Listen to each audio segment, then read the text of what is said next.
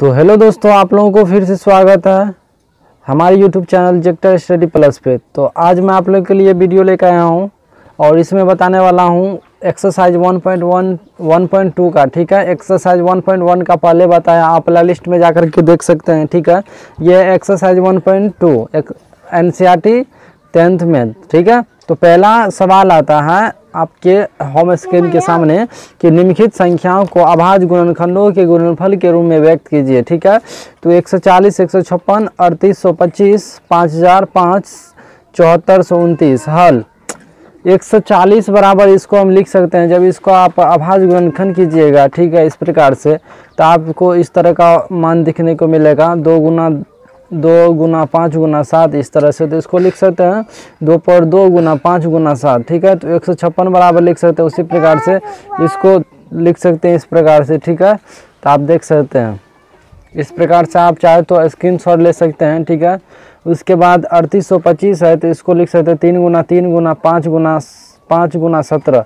तो 3 पर 2 गुना 5 पर 2 गुना 17। ठीक है, उसी प्रकार से यहाँ भी लिख सकते हैं 5005 है, तो 5 गुना 7 गुना 11 गुना 13, 7429 बराबर 17 गुना 19 गुना 23। इस प्रकार से आप लिख सकते हैं। ठीक है, तो यहाँ पर जो है आपको पहला नंबर सवाल का जो है 5 क्वेश्चन यहाँ पर सॉल्व हो रहा है। ठीक है, उसके बाद चलते हैं नेक्स्ट क्वेश्चन नंबर 2 में बात करते हैं।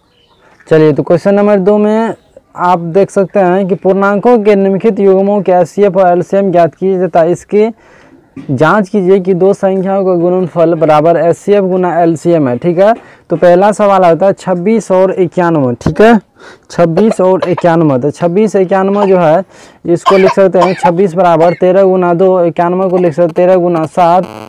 ठीक है, तो क्वेश्चन नंबर 2 है पूर्णांकों के निम्नलिखित युग्मों के एचसीएफ और एलसीएम ज्ञात कीजिए तथा इसकी जांच कीजिए कि दो संख्याओं का गुणनफल बराबर एचसीएफ गुना एलसीएम। ठीक है, तो 26 और 91 है, उसके बाद क्या है 26 91 के बाद है 510 और 92। इस प्रकार से तो पहला सवाल है, तो 26 का गुणनखंड होगा 13 गुना 2 और 91 का 13 गुना 7। ठीक है, तो दोनों में क्या कॉमन आ रहा है, 13 कॉमन आ रहा है। तो जो कॉमन आता है वही जो है आपका एचसीएफ कहलाता है। ठीक है, जो कॉमन आएगा वही आपका एचसीएफ कहलाएगा। और एलसीएम आप देख सकते हैं, एलसीएम जो कॉमन आ रहा है वो तो आएगा ही, बाकी जो बचता है वो भी यहाँ पर गुना हो जाता है। ठीक है, तो उसको गुना करने के बाद हो जाता है 182। ठीक है, चलिए इस प्रकार से। अब इसका क्या कर रहा है, जांच करने के लिए। तो जांच करने के लिए पहली संख्या को n1 और दूसरी संख्या को n2। ठीक है, तो n1 कितना 26 है, n2 कितना 91 है, तो इसको गुना करने पर जो है 2366 आता है। इसको समीकरण 1 मान लेंगे। उसके बाद एलसीएम गुना एचसीएफ, तो ये होगा 2366 समीकरण 2। अब समीकरण 1 एवं 2 से, तो n1 इंटू n2 बराबर एलसीएम गुना एचसीएफ। ठीक है, इस प्रकार से ये प्रूव्ड हो रहा है। ठीक है, क्वेश्चन नंबर 2 देख लीजिए। ठीक है, क्वेश्चन नंबर 2 है 510 और 92। तो 510 का गुणनखंड होगा 2 गुना 3 गुना 5 गुना 17 और 92 का 2 गुना 2 गुना 23। तो इन दोनों में जो कॉमन आएगा वही आपका एचसीएफ कहलाएगा। ठीक है, और एलसीएम का क्या है रोल कि जो कॉमन आता है उसमें से वो और बाकी जो होता है वो, ठीक है, दोनों संख्या का गुणनखंड वो क्या होता है, आपस में गुना हो जाता है। गुना होने के बाद आपको इतना आएगा। ठीक है, आप चाहे तो स्क्रीनशॉट ले सकते हैं। अब इसका जाँच कर लेते हैं। अब इसका जाँच, ठीक है, तो पहली संख्या को n1 और दूसरी संख्या के n2। तो 510 गुना 92 को गुना करने पर आपको 46,920 आएगा। समीकरण इसको 1 मान लेते हैं। उसके बाद एचसीएफ गुना एलसीएम, एचसीएफ 2 और एलसीएम 23,460 है, समीकरण 2। ठीक है, समीकरण 1 एवं 2 से क्या देख रहे हैं, n1 बराबर n1 इंटू n2 बराबर एचसीएफ गुना एलसीएम।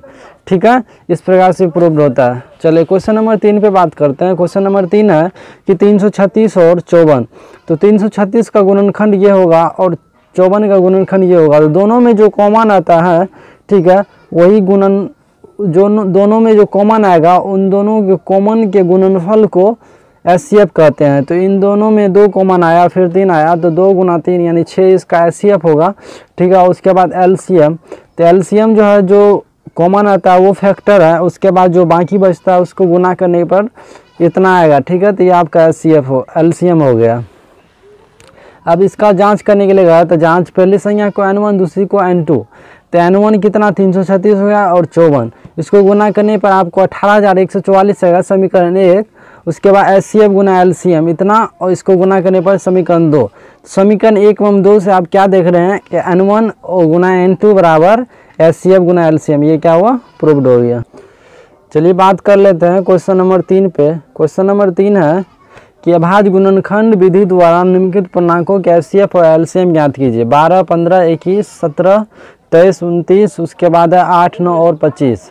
तो 12 का गुणनखंड कीजिएगा तो 2 गुना 2 गुना 3 आएगा, उसी प्रकार से 15 का और 21 का। तो जो तीनों में कॉमन आएगा वो HCF कहलाएगा, बाकी जो है उसका गुणनफल LCM कहलाएगा। ठीक है, इस प्रकार से आप स्क्रीनशॉट ले सकते हैं।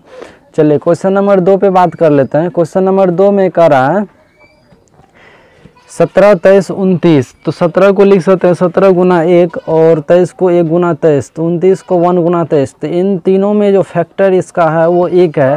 तो इस स्थिति में HCF कितना 1 हो जाएगा और LCM, बाकी ये जो फैक्टर है तो फैक्टर 1 है, इसको 1 से गुना करने पर कोई फर्क पड़ने वाला नहीं है। तो बाकी जो है वो मल्टीप्लिकेशन क्या कहलाएगा, LCM कहलाएगा। ठीक है, चलिए क्वेश्चन नंबर 3 पे बात करते हैं। चलिए तो क्वेश्चन नंबर 3 आपके होम स्क्रीन के सामने है। ठीक है, पहला क्वेश्चन नंबर 3 में कह रहा है कि 8, 9 और 25 का LCM और HCF ज्ञात कीजिए गुणनखंड विधि से। तो 8 को अगर हम इसका फैक्टर करते हैं तो आपको इस प्रकार से आएगा 2 गुना 2 गुना 2 और गुना 1 इसको लिख सकते हैं, 9 को इस प्रकार से लिख सकते हैं, 25 को इस प्रकार से। तो इस स्थिति में आप देख रहे हैं कि तीनों में क्या आ रहा है, एक कॉमन आ रहा है। ठीक है, तो एक जो फैक्टर हुआ ये आपका हाईएस्ट कॉमन फैक्टर आया, तो यानी एक इसका आंसर हो गया HCF। ठीक है, सही आंसर। उसके बाद LCM की बात करें तो LCM जो होता है वो यानी कि फैक्टर होने के बाद वो एक फैक्टर लेंगे, बाकी जो संख्या बचता है उसका आपस में मल्टीप्लिकेशन करने के बाद जो संख्या आपको प्राप्त होता है वही आपका LCM कहलाएगा। ठीक है, चलिए अगला सवाल पे बात करते हैं। चलिए तो क्वेश्चन नंबर 4 पे बात कर लेते हैं। क्वेश्चन नंबर 4 में कह रहा है कि HCF 306 और 656 बराबर 9 दिया है, तो LCM 306 और 656 का ज्ञात कीजिए। ठीक है, तो आप लोगों को पता होना चाहिए, एक सूत्र में बताया था LCM बराबर पहली संख्या गुना दूसरी संख्या बटा HCF। ठीक है, तो पहली संख्या आप यहाँ पर आप देख सकते हैं 306 है और दूसरी संख्या 657 है। तो इस प्रकार से तो पहली संख्या 306 गुना 657 बटा HCF दिया हुआ है कितना, 9। तो ये 9 हो गया, अब ये कट जाएगा। ठीक है, 9 तिया 27, 9 चौके 36, यानी 306 कट जाएगा। ठीक है, 34 मरतबा 9 से। ठीक है, तो 34 और 657 को गुना करने पर आपको 22,338 होगा, ये आंसर होगा। ठीक है, चलिए अगला सवाल पे बात करते हैं। Question number 5। ठीक है, क्वेश्चन नंबर 5 में कह रहा है कि जांच कीजिए कि क्या किसी प्राकृत संख्या n के लिए संख्या 6n अंक 0 पर समाप्त हो सकती है। ठीक है, तो 6n अंक में आप क्या देख रहे हैं कि यहाँ जो n है वो क्या है, नेचुरल नंबर है, 1 से लेकर के अनंत तक। ठीक है, 1 2 3 4 5 डॉट डॉट अनंत। ठीक है, इन्फिनाइट। तो 6 अगर हम n का मान 1 रखते हैं तो यहाँ पर 6 आएगा, और अगर 2 रखते हैं तो 6 के 36 आएगा। इसी प्रकार से 3 रखने पर 6 गुना 6 आएगा। तो आप क्या देख रहे हैं यहाँ पर कि अतः किसी प्राकृतिक संख्या n के लिए 6n अंक 0 पर समाप्त नहीं हो सकता है। ठीक है, चलिए तो सवाल नंबर 6 आपके सामने है।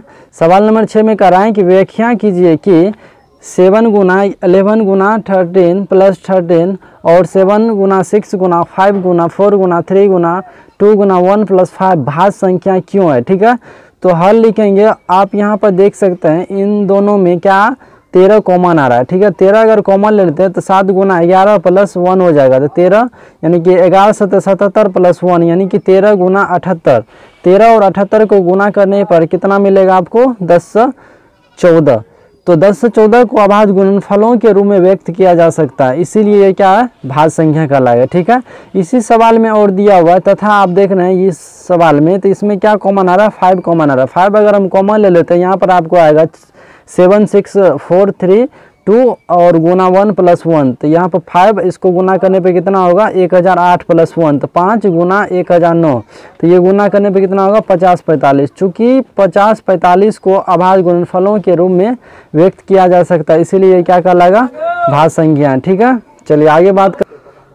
क्वेश्चन नंबर 7 है, किसी खेल के मैदान के चारों ओर एक वृत्ताकार पथ है। इस मैदान का एक चक्कर लगाने में सोनिया को 18 मिनट लगते हैं, जबकि इसी मैदान का एक चक्कर लगाने में रवि को 12 मिनट लगते हैं। तो मान लीजिए वे दोनों एक ही स्थान और एक ही समय पर चलना प्रारंभ करके एक ही दिशा में चलते हैं तो कितने समय बाद वे पुनः प्रारंभिक स्थान पर मिलेंगे। तो इसका आपको कुछ नहीं करना, सिंपल से यहाँ पे क्या दिख रहे हैं 18 और 12, तो इसका आप अगर लसन निकाल लेते हैं एलसीएम तो आपको आंसर मिल रहा है। ठीक है, तो एलसीएम इसका निकालने के बाद कितना होगा 36, तो अतः 36 मिनट के बाद वे पुनः प्रारंभिक स्थान पर मिलेंगे। ठीक है, तो आपको यहाँ पर जो है एक्सरसाइज 1.2 यहाँ पर द एंड हुआ। अब जो है नेक्स्ट वीडियो में मैं लेके आऊँगा आप लोगों के लिए एक्सरसाइज 1.3 का। ठीक है, तो आई होप कि वीडियो आपको अच्छा लगा। अगर अभी तक हमारे चैनल पर आप नए हैं, सब्सक्राइब नहीं किए तो प्लीज़ सब्सक्राइब करें, क्योंकि